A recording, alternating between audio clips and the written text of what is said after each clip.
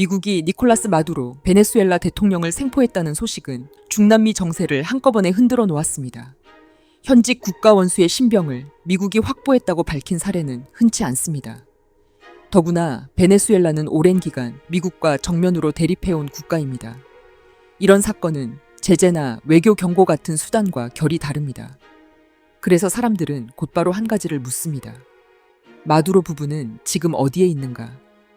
트럼프 대통령은 자신이 운영하는 소셜미디어를 통해 마두로와 그의 배우자 실리아 플로레스를 체포해 베네수엘라 밖으로 옮겼다고 발표했습니다. 트럼프는 작전이 성공했고 신병을 확보했다고 강조했습니다. 그러나 발표는 그 지점에서 멈춥니다. 그들이 어디로 이송됐는지, 누구의 관리 아래 있는지, 어떤 법적 절차가 시작됐는지에 관한 정보는 함께 제시되지 않았습니다. 현재까지 공개된 정보만 놓고 보면 마두로 부부의 위치는 공식 문서로 확인되지 않습니다. 미국 국방부가 구금 장소를 특정해 공개했다는 자료도 보이지 않습니다. 베네수엘라 정부 역시 소재를 확인하지 못한다는 입장을 내놓았습니다. 미국은 생포를 말하고 베네수엘라는 생존 증거 제시를 요구합니다. 결과적으로 마두로는 생포됐다는 말만 남긴 채 지도 위에서 지워졌습니다. 마두로의 현재 위치를 특정할 공식 자료는 없지만 전혀 추정할 수 없는 상황은 아닙니다. 미국이 적성국 최고 지도자를 확보했을 때 취해온 방식과 군사사법 관행을 대입하면 선택지는 자연스럽게 좁혀집니다. 이 단계에서 중요한 기준은 공개 여부가 아니라 통제 가능성과 외부 차단 능력입니다. 첫 번째로 거론되는 곳은 쿠바에 위치한 관타나모 해군 기지입니다. 관타나모는 미국이 오랜 기간 활용해온 특수한 공간입니다. 미국의 관리 하에 있으나 본토와는 다른 법적 취급을 받아왔습니다. 고위급 인사나 민감한 신병을 일정 기간 외부와 차단해 두기에 적합한 환경을 갖추고 있습니다. 항공 접근성과 해상 접근성도 모두 확보돼 있어 작전 이후 신속한 이동이 가능합니다. 마두로처럼 정치적 파급력이 큰 인물을 초기 단계에서 관리하기에 부담이 적은 장소입니다. 다음으로는 미국 남부사령부 관할에 있는 비공개 시설입니다. 플로리다를 중심으로 한 이 지역은 중남미를 담당하는 군과 정보기관, 법집행기관이 밀집해 있습니다. 이곳에서는 군사 판단과 정보 분석, 법적 검토가 동시에 이루어질 수 있습니다. 마두로의 향후 처리 방향을 두고 미국 정부 내부에서 여러 선택지를 검토하기에 적합한 환경입니다.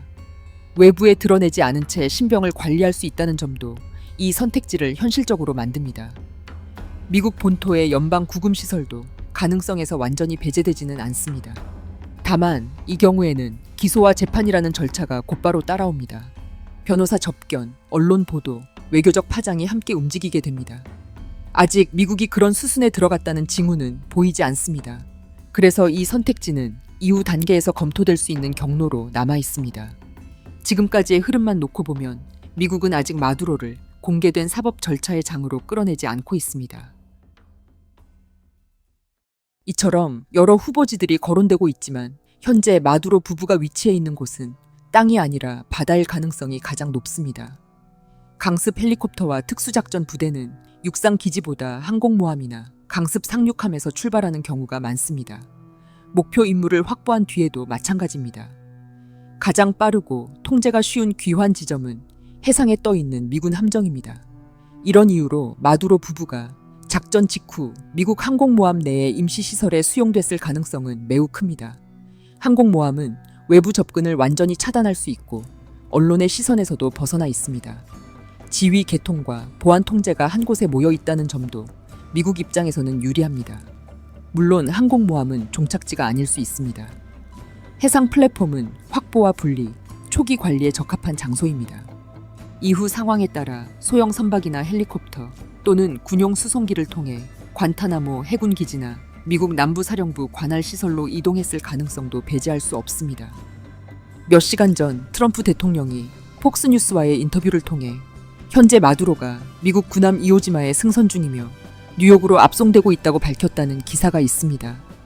그러나 이 내용은 트럼프 대통령의 발언을 인용한 보도이며 공식적인 독립 확인이 이루어진 사실이 아니라 좀 더 지켜봐야 할 필요가 있을 것 같습니다. 중요한 것은 이동 경로보다도 마두로가 지금 외부와 완전히 분리된 상태에 놓여 있다는 사실입니다. 그는 베네수엘라 권력 체계와 단절돼 있고 국제사회와도 직접 연결되지 않은 처지에 있습니다. 사실상 대통령이 없는 상태의 국가는 빠르게 무정부 상태로 돌입합니다. 결국 이 사건에서 핵심은 좌표가 아닙니다. 마두로가 어느 지도 위에 있느냐보다 누가 그의 미래를 쥐고 있느냐, 그리고 향후 베네수엘라의 정치 지형 변동입니다. 미국은 그를 재판의 피고인으로 만들 수도 있고 협상의 카드로 남겨둘 수도 있습니다. 그 선택은 아직 공개되지 않았습니다. 다만 한 가지는 분명합니다. 미국의 정보기관에는 회유와 협박에 능한 다양한 인력들이 있습니다. 이들은 미국의 중대한 전략 자산입니다. 지금 마두로는 미국에 의해 일평생 동안 단 한 번도 경험해보지 못한 강력한 정신 교육을 받고 있을 것입니다. 트럼프 대통령은 백악관 공식 브리핑을 통해 마두로가 없는 베네수엘라는 미국이 운영할 것이며 안정적인 정권 이양을 위해 노력할 것이라고 밝혔습니다. 이번 사건은 지금까지는 볼 수 없었던 새로운 개념의 체제 전복 사건으로 역사에 기록될 것입니다. 전 세계의 모든 반서방 국가들이 긴장하고 있습니다.